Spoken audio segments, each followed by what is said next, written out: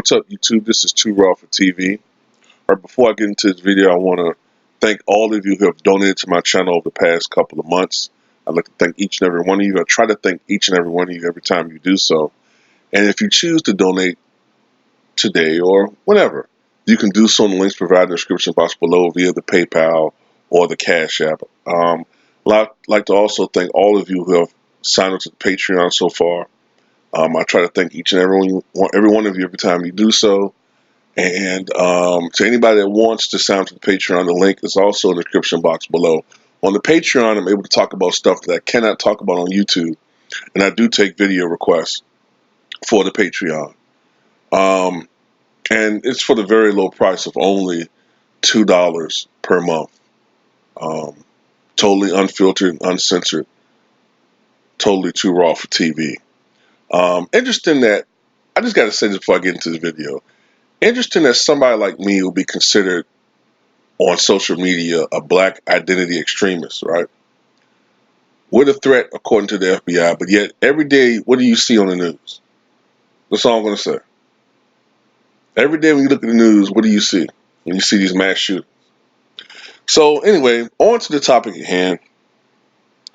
Kobe Bryant and Shaq, the feud is back on. Or maybe not. Recently, Kobe Bryant said that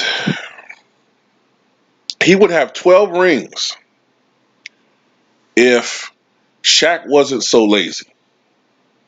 You know what I'm saying? If Shaq was not so lazy, he would have 12 rings. And he said that this is something that he said in private to Shaq, and that he wouldn't say anything in public that he hadn't said to someone to their face. Shaq recently retorted saying that if Kobe had learned to pass the ball, or Kobe had passed the damn ball, I think it was something like that, in the finals in 2004 against the Pistons, he would have 5 rings instead of 4. Talking about Shaq. And I guess Kobe would have 6 rings instead of 5. Now, this is my take on this. Now, I've got to be careful about this because I'm seen as a reformed Kobe hater. And excuse me if you hear me grunt a little bit because I recently hurt my back really bad.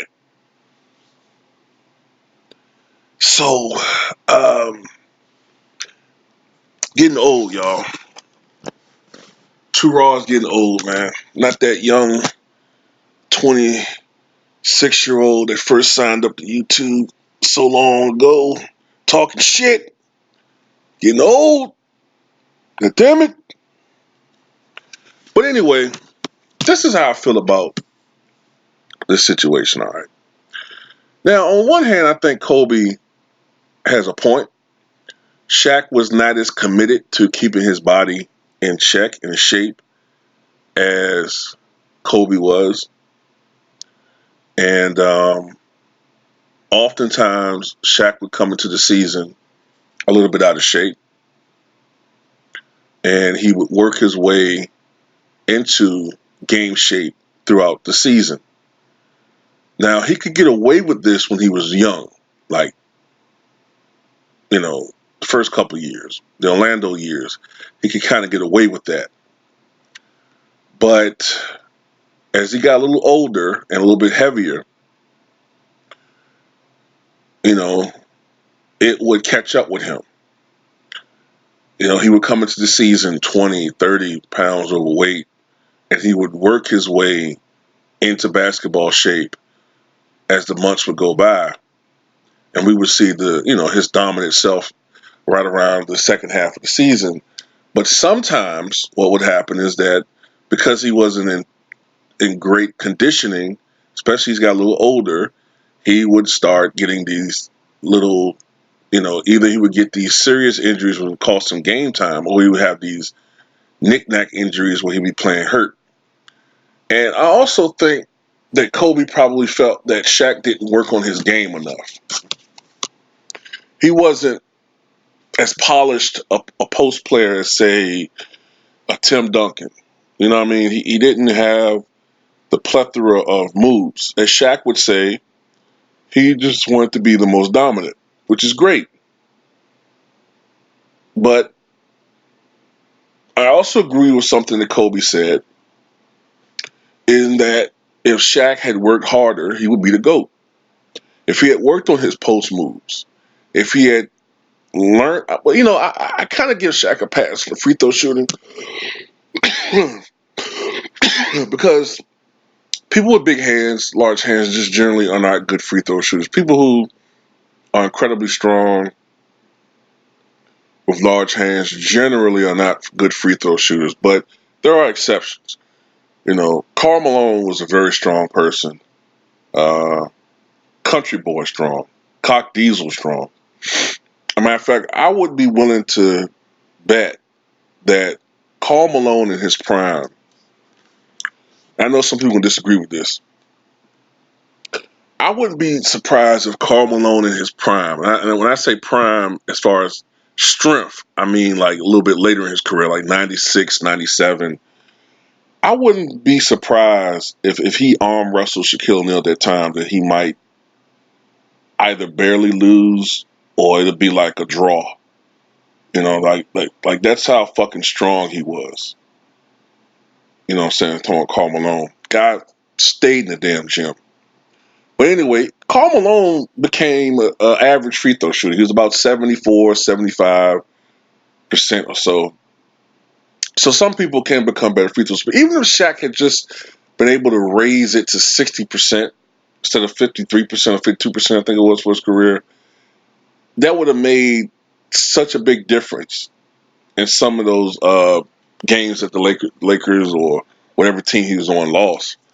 But yeah, if he was more committed to improving as a basketball player, I think Shaq could have been the greatest player of all time. You know, so with Kobe's criticisms, there are some merits to it, but at the same time, 12 rings is not that's not feasible. I don't know where Kobe gets that from. My best reasoning is that that's one more than Bill Russell. So therefore, he just chose that number because it would be the most rings ever by one player. So I don't know where he gets that from. Um, I don't see it with most people though when they say if Shaq had this or that, they would have more rings. I mean, I don't know if they're talking about maybe that they would have stayed together longer. Maybe they would have played another 4 or 5 years. Maybe they've won more championships. I guess that's possible. But when I look down the line, okay, they beat the Indiana Pacers in 2000 because I don't think they're winning any championships before Phil Jackson get there. It wasn't a matter of dominance. It was just a matter of they just weren't ready mentally to take that next step. They had all the talent in the world, but they just weren't ready. Kobe hadn't matured yet as a player. Now, okay, they beat the Pacers in 2000. Okay, they beat the Sixers in 2001. They beat the Nets in 2002. Now, you can make the argument they could have won a ring in 2003. They should have maybe won in 2003. So that's an extra championship. Okay. On paper, they should have beat the Pistons in 2004. Now, on that one, Shaq had a point. You know what I'm saying? By that time, the Lakers might have been playing too much outside in. Now, Ben Wallace did do a good job containing Shaquille O'Neal. But at the same time, if I remember something correctly, Shaq shot like 63% from the floor in that series. So it wasn't, to me, as much as there were a couple of games where he held Shaq in check, but there were some games where Shaquille O'Neal was still Shaquille O'Neal. He just wasn't getting the damn ball enough. Kobe, if I remember correctly, his numbers, I think he only shot like 36% from the floor in that series and like 17% from 3-point range. Although I do remember him playing a little hero ball and being the reason why they did win that one game. I think it was game 2. But outside of that, Kobe really kind of stunk it up. Tayshaun Prince did a really good job defensively on Kobe in that series. So you kind of got to blame that one more on Kobe. But yeah, let's give him a championship right there. And let's even give him a championship in '05. Let's just say, they were able to beat those Spurs teams. and make it to the finals, and maybe they beat the Pistons again. Okay, yeah, I kind of maybe give them like 3 extra championships, maybe. So that would, I guess, give Kobe 8 rings, maybe. But after that, I don't know. Uh, that 2007 Spurs team, that might have been the best Spurs team out of all of the Tim Duncan teams. And that 2003 team was pretty good too. So it's like I don't want to discount what they're saying, what Kobe's saying, but let's not shit on the competition that they had too. Like those Spurs teams were pretty fucking good. Tim Duncan is the reason why he's a top 10 all time player. You know what I'm saying? It's really tough. I could see maybe 7 or 8 championships for Kobe. I could see maybe 6, 7 championships for Shaq, maybe at best. But after '06, I think that Shaq gets a little bit too long in the tooth. And I don't know if the Lakers hold on to Shaq after definitely '08. Let's not discount the Celtics team. They were a great team. You know what I'm saying? Especially the first couple of go-arounds before Garnett got older. So I don't want to discount some of these other teams. Now, would the Lakers have beaten Miami in '06? It's hard to say because Shaq still would have been. I guess so, because that's hard to quantify because Shaq was on the Miami Heat team. So I guess if you take him off and still put him on the Lakers, do the Lakers beat the Mavericks? Probably. Um, Probably, I guess. But it's so hard to say with these situations. You gotta really look at the rosters and you gotta analyze, and I don't know. It's kind of hard to say, man. And also, we also have to remember it's not just these two guys. Robert Ory had left, so you got to remember the others. As Shaq famously say, like the other guys, the role players are just as important as your stars in many situations. Because if Robert Ory is gone and Rick Fox is gone, and now you have Lamar Odom, but then the roster kind of gets a little thin. It's kind of hard to say. So in all likelihood, this is what I'll say. Kobe has a point. If Shaq was more committed, if he worked harder during the offseason and maintaining his conditioning, if he worked harder throughout the preseason, um, worked a little harder on improving his overall game, yeah, I think the Lakers would have been more successful than they were. I think it would have ran longer than it did. But I don't know about 12 championships. That's kind of like a asinine number that Kobe pulled out of his asshole.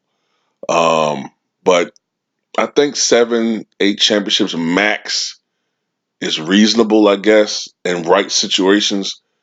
Um, but definitely, I could see at least a couple of more championships. I could see uh, Kobe with maybe 7 rings. I could see that possible. They probably should have beat that Pistons team in '04. And if they ran again in '05, maybe they would have beaten that Spurs team in the conference finals and maybe won another championship. '03 is still a little debatable in my mind um, because they lost. The Lakers actually lost that series. Um, I guess he's trying to say if Shaq was, but it's just hard to say. Um, that's pretty much it, man. That's all I can really put out for this one. You know what I'm saying? Like, I see Kobe's point, but I think he's exaggerating it a little bit.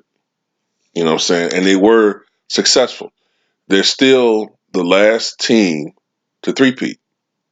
So, despite what everybody wants to say about Shaquille O'Neal, if it were not for Shaquille O'Neal, especially the first couple of go rounds, um, that team would not have won any championships. And one thing that does irk me is this growing. I did a video about this maybe a month ago now. This growing tendency for some people to diminish Shaquille O'Neal's accomplishments during those championships. Like now, people have this impression that it was Kobe just putting up 30, 35 points, and Shaq was just like Scottie Pippen. When the furthest thing from the truth, that would be the first thing from the truth, especially the first couple of championships.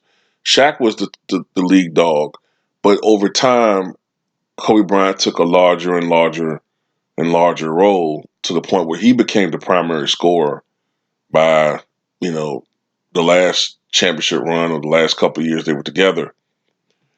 And Kobe and Shaq was taking a more diminished role, but he still was a very considerable cog in that offense. I mean, he still was putting up like probably toward the end, like still putting up like 24 and 12 or something like that, as opposed to in his prime, like during the Indiana Pacers series, Shaq probably averaged like 38 and 17 in that series. I mean, just unbelievable numbers. So yeah, that's it, man. That's pretty much all I got to say about that. And but I know one thing: they both have no respect for Dwight Howard, and that's a good thing.